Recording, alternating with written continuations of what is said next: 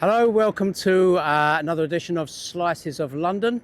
London is like a loaf of bread with endless slices, an infinite number of slices, and I'm going to try and get through as many of those slices as I can with these videos.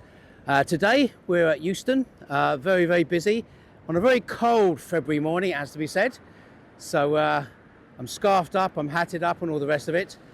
Euston takes its name from a hall, Euston Hall in Suffolk, which was owned by the Dukes of Grafton, and the Dukes of Grafton owned the land around here, which is where Euston gets its name from.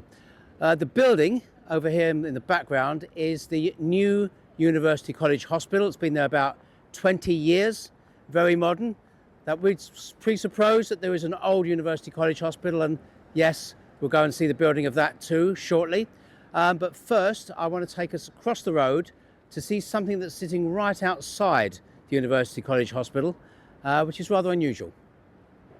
Okay, here it is. This is called Monolith and Shadow, and it's a huge piece of Brazilian granite made up of various sort of stones and things inside. We'll pan a little bit closer so you can see it better.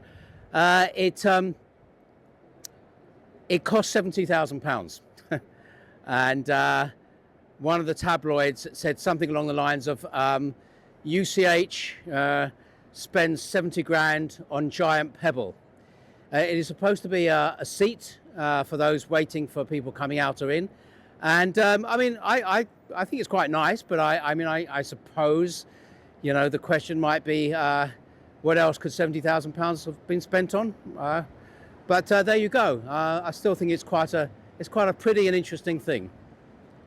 Okay, so we're looking at a sideways view, side-on view of the old University College Hospital. Thank goodness that some buildings like this were preserved, because of course quite a lot of these old buildings were knocked down. But this is the old Victorian building. You can probably see there in the middle the symbol of the lion and the unicorn, the royal symbol. It's a design by Alfred Waterhouse. He also designed the Natural History Museum and Manchester Town Hall, among several other things. And it's a really beautiful, beautiful building. I'm going to take us round to the front of it as well, so we can have a look. Before I do that, just to mention a couple of people associated with this that you may have heard of, both of them writers actually. Agatha Christie, she used to work in the pharmacy here. Not quite sure exactly what she did in the pharmacy. That seems to be something of a mystery. And George Orwell, who died in this hospital, and the year before he died, he married his lover, who became his second wife, Sonia Bronwell. So this was the hospital that looked after George Orwell the last days of his life. Let's go and have a look at the front of it, because it's just such a beautiful building. It's in what's called a cruciform shape, so like a cross shape. It's really a wonderful architectural piece, I think. Okay, so we're now at the front. In fact, I guess it's slightly after Victorian, really, but I think you'll admit it's a wonderfully beautiful building. Okay, welcome to. Let me introduce you to Jeremy Bentham. It is more or less him, actually. Most of it is him. He asked for his body to be left to science when he died, and his friend preserved the skeleton. So what you see sitting here, this is called an auto icon. What you see sitting here is Jeremy Bentham's skeleton, dressed in Jeremy Bentham's clothes, but not Jeremy Bentham's head. It's a wax head. Initially, the idea was to have the head, and they tried preserving the head in a sort of Maori tradition, but it didn't look very good. And so they made a wax head and stuck the original head between his, down by his feet. That has now been removed because it's considered, well, off-putting, I suppose, to some people.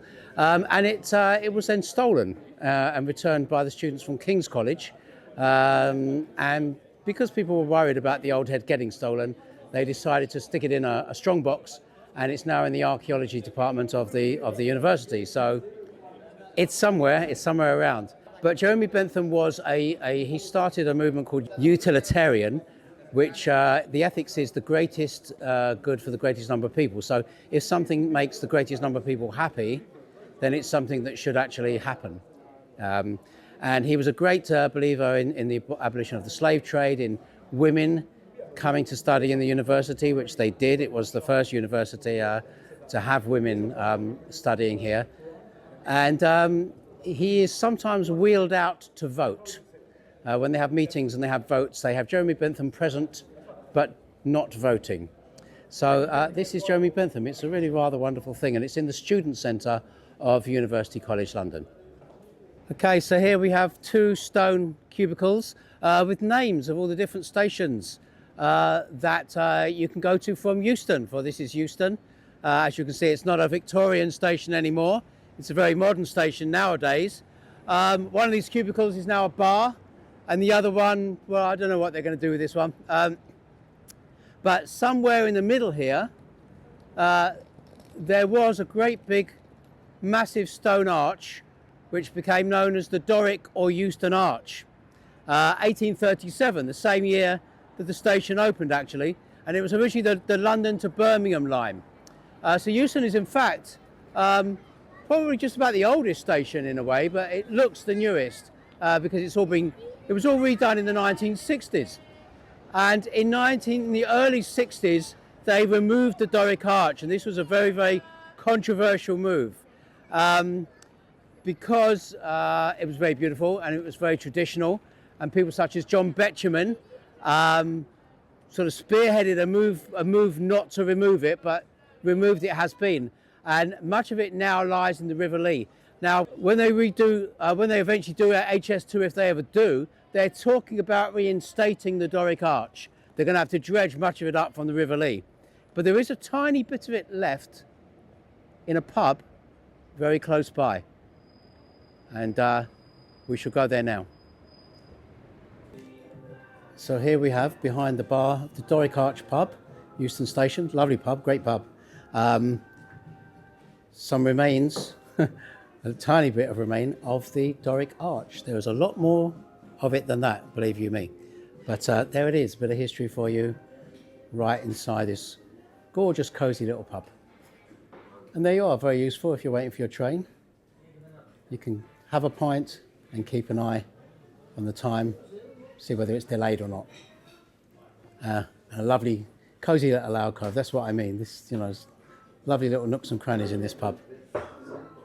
So this is a friend's house. It's a Quaker meeting house. And that's the shot you saw just now, that beautiful sort of expanse of it's red brick and Portland stone. And in 1927, it won an architectural award, this particular building. Now, Quakers began in the 17th century, founded by a man called George Fox. Among famous Quakers in the last sort of 100 years or so include James Dean, Judy Dench and Ben Kingsley, among many, many others. And their meetings they're not like services, like church services or other services. They don't have a leader. They have meetings rather than services, and they sit in quiet, and then every now and again somebody will get up and say something. Maybe they are sort of inspired by saying something in the silence or whatever.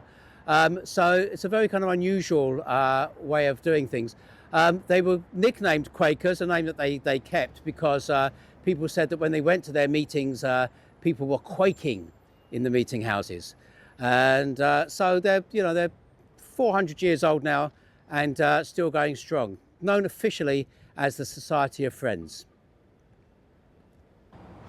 Okay, this is St Pancras Church. We're on the Euston Road.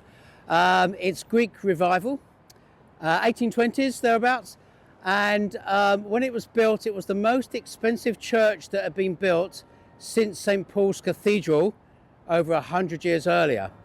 A massively big church, very welcoming to all sorts, particularly does a lot of work with the homeless. And there is a very interesting feature. We'll have to get a bit closer up to the church to see that. So let me take you over there now. Okay, so this is the feature I was talking about. These 4 caryatids. There are 4 on the other side as well. and they come from the Greek caryatid or caryatar. I don't know if I'm pronouncing that correctly, but these were women who danced with baskets on their heads, and you can see they're like supporting columns here. What you have is the two on the left are holding torches, extinguished torches, and the two on the right are holding empty jugs. This is symbolic of the fact that they are standing above the charnel house, and the charnel house is where they bury the bodies, so it's the symbolism of life extinguished. And you can see an open door here at the moment where the crypt is, the old charnel house here, and they have exhibitions here, little art exhibitions down in the crypt. So if you come here and it happens to be open, they're free, wander in, have a little look. So yeah, these are the Caryatids, and they're very dramatic looking, really. So this is the site of Tavistock House. Today it's the British Medical Association, and Tavistock House was a large building that was lived in at one time, as you can see from the blue plaque, by Charles Dickens. Those that come on my walks know that I tend to mention him at a number of my walks. Some people say I seem to mention him at nearly all of the walks, but I don't think it's quite as many as that. He lived here while he was living here. He wrote some of his greatest novels, Tale of Two Cities, Bleak House, Little Dorrit. And it was around this time that he met a woman called Ellen Ternan, who was about 30 years younger than him, left his family and lived with her. Nobody actually knows what the real relationship between them was, whether or not they were lovers. Some people, there has been some speculation that she was his illegitimate daughter. I don't know, take your pick. But there's lots and lots of things written about Ellen Ternan and Charles Dickens. And, you know, he's everywhere in London, Mr. Dickens. Yes, looming over us there in the distance, the British Telecom Tower.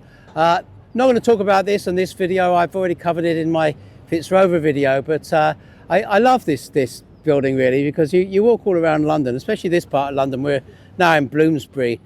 You know, Bloomsbury, Euston, Fitzrovia, you know, even Soho, you can see it in the distance. It's kind of like almost like it's looking over you and protecting you somehow. Yeah, this is Tavistock Square. This is kind of a peace square. There's lots of memorials and commemorations here to you know, to peacemakers and historical events. So we'll just go and have a look at a couple of those now. Yeah, so the first thing here to show you is this piece of stone to remember conscientious objectors to war. You know, people who refused to kill, refused to be involved in wars, and many of whom, of course, were imprisoned for their beliefs. And this is just, you know, just to remember them. It says here to us, to all those who have established and are maintaining the right to refuse to kill, their foresight and courage gives us hope.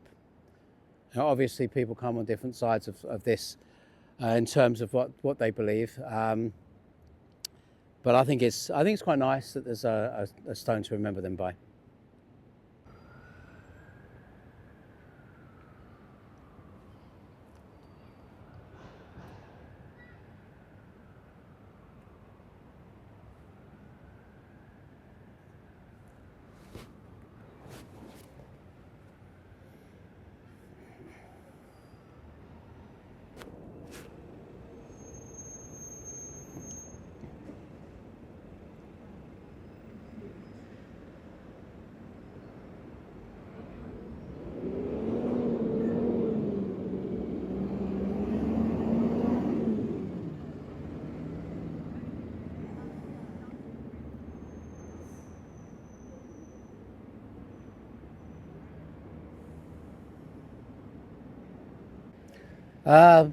Sculpture of Mahatma Gandhi inside Tavistock Square. This is by a woman called Freda Brilliant.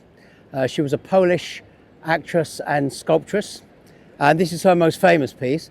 It's Gandhi looking, he's looking down, he's meditative, and it's him as an older man, you know, this is more kind of towards the end of his life. And people like to come here, they like to leave things. You can see the flowers and wreaths. Some people leave little notes or candles inside this. He's really the focal point of this garden. She was going to be painted by Pablo Picasso. He invited her to meet her, and apparently she refused to be painted by him after she met him because he pinched her bottom. So, naughty Pablo. This is Woburn Walk. This is London's first pedestrianised shopping street. It's rather beautiful, lovely windows, cute little shops, and I'm now going to introduce you to the most well-known person who ever lived on this street. Okay, so this is the wonderful Casa Jardin Cafe, and above it is a plaque to William Butler Yeats, poet, Irish poet. Lived here for several years, had great Monday night soirees with the likes of Ezra Pound and T.S. Eliot. In love with a woman called Maud Gonne, unrequited love, sadly. And he wrote a poem called He Wishes for the Cloths of Heaven. And it goes like this. Had I the heavens embroidered cloths, enwrought with gold and silver light, the blue and the dim and the dark cloths, of night and light and the half-light, I would spread them under your feet. But I, being poor, have only my dreams. I will spread my dreams under your feet. Tread softly, for you tread on my dreams. I hope you've enjoyed joining me on this cold February morning for this tour around bits of Euston and Bloomsbury. If so, please do like and subscribe, and join me again for another edition of Slices of London. Bye for now.